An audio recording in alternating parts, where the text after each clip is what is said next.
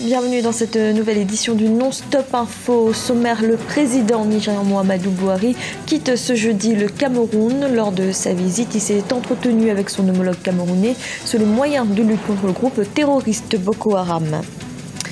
Réaction en Tunisie après l'adoption de la loi sur le terrorisme. Les associations des droits de l'homme s'inquiètent de la mise en place de la peine capitale. Et les autorités burkinabées ouvrent une enquête pour retrouver les mauvais payeurs, une mesure annoncée comme un processus d'assainissement de l'environnement économique. Mais tout d'abord, le président nigérian Muhammadu Buhari achève ce jeudi sa visite officielle au Cameroun. Mercredi, il s'est entretenu avec son homologue camerounais Paul Biya. Les deux chefs d'État ont échangé principalement sur l'aspect sécuritaire, avec les moyens d'améliorer leur coopération dans la lutte contre le groupe terroriste Boko Haram. Écoutez le président camerounais Paul Biya. Ces exactions et ces crimes compromettent la paix sociale autour du lac Tchad et particulièrement dans nos deux pays. Les morts et autres victimes se multiplient. Les activités économiques se crispent dans les zones perturbées. Le nombre de réfugiés et de déplacés ne cesse de s'accroître. Nous ne pouvons pas laisser cette gangrène prospérer.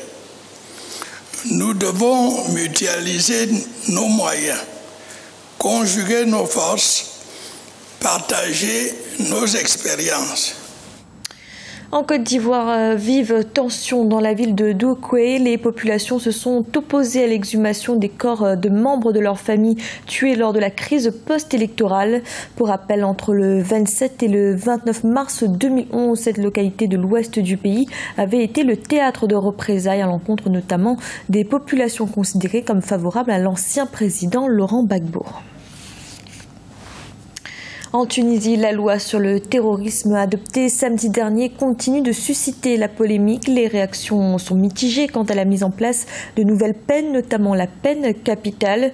Si pour certains il s'agit de répondre de manière urgente aux derniers attentats, pour les associations des droits de l'homme, cette loi est source d'inquiétude. Emmanuel Milimono.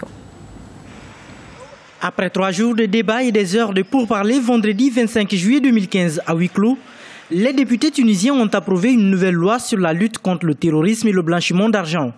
Au total, 174 parlementaires se sont prononcés favorables, 10 abstentions et aucune voix contre. Ainsi, la peine de mort, absente des textes depuis 2003, a été introduite pour une série de crimes terroristes. Je suis vraiment heureuse que cette loi ait été votée parce que nous en avions vraiment besoin. Le pays a besoin d'une législation forte afin que les gens prennent plus de précautions. Je pense d'ailleurs que cela aurait été mieux si elle avait été votée plus tôt. Si d'autres mesures ne sont pas prises, la loi restera simplement de l'encre sur du papier.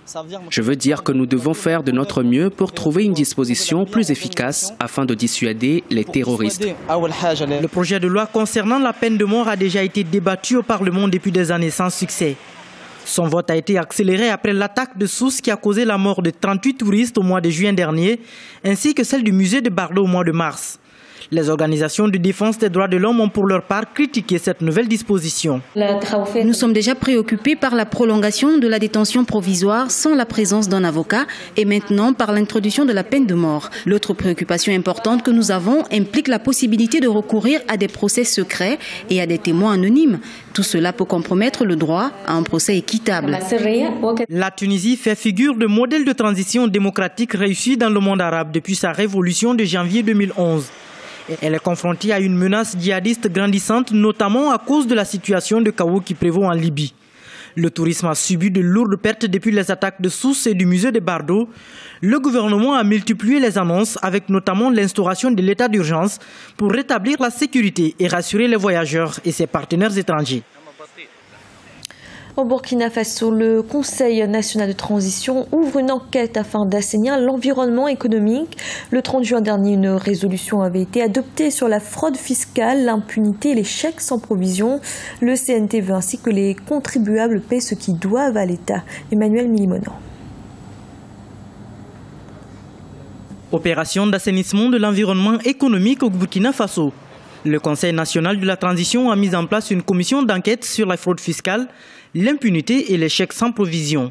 Elle va permettre l'audition de certains ministres du gouvernement, les premiers responsables des régies financières et de leurs directeurs centraux, ainsi que les acteurs judiciaires, notamment la Cour des comptes. Les députés veulent ainsi limiter les dégâts d'une gestion des finances publiques marquée ces 5 dernières années par la fraude et l'évasion fiscale. Il y a des chèques qui ont été émis pour le compte de l'État par des usagers et qui sont revenus impayés. Et il y a aussi des sommes qui sont dues à l'État et qui malheureusement n'ont pas pu être recouvrées du fait de la mauvaise foi de certains contribuables. Plus d'une soixantaine de personnes seront auditionnées dans le cadre de cette enquête parlementaire du CNT. Selon le ministre des Finances, le Burkina Faso a perdu seulement avec les chèques impayés près de 25 milliards de francs CFA ces 5 dernières années. L'enquête parlementaire va porter sur la situation des personnes physiques ou morales dont le chiffre d'affaires est égal au moins à 50 millions de francs CFA. Il s'agira d'indexer tous les mauvais contribuables afin de les obliger à s'acquitter de leurs dettes envers le trésor public. L'impact que cela peut avoir, c'est de renforcer les recettes budgétaires de l'État burkinabé.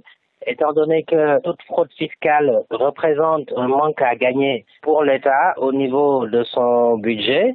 Or, on sait très bien que les États n'ont que leur budget pour investir dans tout ce qui est dépenses sociales. Ça va incontestablement permettre à l'État de pouvoir augmenter son budget annuel. À une échelle plus grande, la fraude fiscale fait perdre plus de 18 milliards de dollars chaque année seulement à l'Afrique de l'Ouest. Ces capitaux sont constitués essentiellement de ceux des multinationales étrangères. Le Burkina Faso, qui n'est pas épargné par ces phénomènes, devra faire face également aux pertes causées par les entreprises à l'échelle nationale. Des déficits de recouvrement des impôts qui pèsent énormément sur l'économie du pays. Au Sénégal, c'est une mauvaise année pour le baccalauréat. Les premiers résultats de cette cuvée 2015 ont été jugés catastrophiques. Le taux de réussite ne devrait pas dépasser les 20%. À certains endroits, aucun candidat n'a été déclaré admis au premier tour. Un reportage de notre correspondant El Adjaï. Au Sénégal, les résultats du baccalauréat de la session 2015 sont jugés catastrophiques. Le premier tour, dont les résultats ont commencé à être proclamés depuis le samedi 25 juillet, donne un taux de réussite qui ne devrait pas dépasser les 20%. À Kaolack, au centre d'examen du lycée Valdiodio Ndiaye, sur les 1526 candidats inscrits, 236 sont admis. À Tambacounda, au lycée Mame Cheikh Mbaye, le plus grand centre de la commune 3, sur les 1435 candidats, 109 sont admis. Dans les circonscriptions de Ziguinchor, Sédhiou et dans la banlieue dakaroise, c'est la déception générale.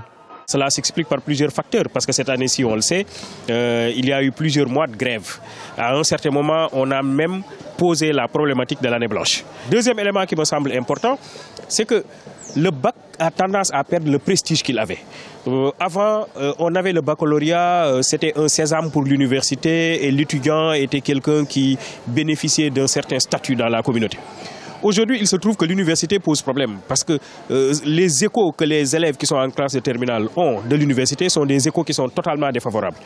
Un autre élément qui me semble important aussi qui explique cette affaire, c'est que beaucoup d'élèves aujourd'hui sont emportés par d'autres activités. Vous avez la lutte qui se développe de plus en plus chez nous. Vous avez finalement, on parle même de LMD, lutte musique-danse. Depuis le début des années 2000, le système éducatif sénégalais fait face à des crises à répétition. Une situation qui a de sérieux revers sur la qualité de l'enseignement. Cela devrait donc tout simplement nous conduire encore une fois à faire appel à nos amis enseignants pour dire que l'école est une donnée nationale que tout le monde doit préserver. Et nous sommes en train d'assainir à tous les niveaux, dans le recrutement, dans l'encadrement, dans la formation des professeurs, mais également dans les difficultés où nous avons, dans les matières où nous avons des difficultés, comme les maths et la philosophie. Malgré les nombreuses réformes entreprises ça et là, la situation de l'école sénégalaise ne s'est pas améliorée. Les responsabilités étant partagées en espérant que chacune des parties tirera les enseignements de ces résultats très faibles enregistrés depuis quelques années. En Algérie, c'est la fin ce jeudi du festival de poterie de Macas. Pour cette 6e édition, l'événement a réuni plus d'une centaine d'artisans venus de toute la région de Tizi Ouzou. Les participants ont notamment pu vendre plus facilement leurs créations. Déogracias Poder. Avec pour objectif de préserver et de promouvoir la poterie en Algérie, le festival culturel et commercial de Maatkas a démarré le 25 juillet 2015 et prend fin ce jeudi. Pendant 6 jours, il s'agira de mettre en valeur un métier ancestral qui était jusqu'à un passé récent exclusivement féminin, notamment chez les peuples amazirs. La manifestation permet à la région de dévoiler un savoir-faire avec le concours de plus de 150 artisans venus de différentes localités de Tizi Ouzou, mais aussi des autres régions de l'Algérie. C'est avant tout une exposition, donc une exhibition de travail artisanal, du génie de la région de Matra, parce que Matra est renommé pour son travail de poterie. Donc chaque année, on organise un festival. Avant, c'était une fête de la poterie que nous subventionnons en tant qu'Assemblée populaire de Wilaya. Maintenant, c'est un festival qui fait se rencontrer les artisans de toutes les régions, d'abord de Kabylie, mais aussi d'Algérie, qui se regroupent, qui, chacun de son côté, montre son savoir-faire. Au menu de cette 6e édition, des communications de chercheurs et d'universitaires, une exposition ou encore des ateliers de poterie et de calligraphie.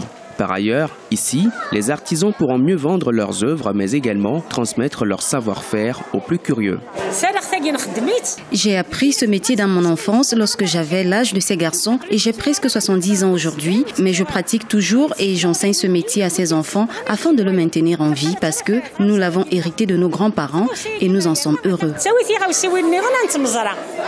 En dehors de ce festival, qui s'achève le 30 juillet 2015, la région possède un musée de la poterie et un marché qui offre aux acteurs la possibilité de vendre leurs œuvres tout au long de l'année. Maatkas est une grande commune située à 25 km au sud-ouest de Tizi Ouzou, avec une population d'environ 35 000 habitants. C'était le journal de la rédaction. Merci de l'avoir suivi. Retrouvez dans un instant une nouvelle édition de l'information.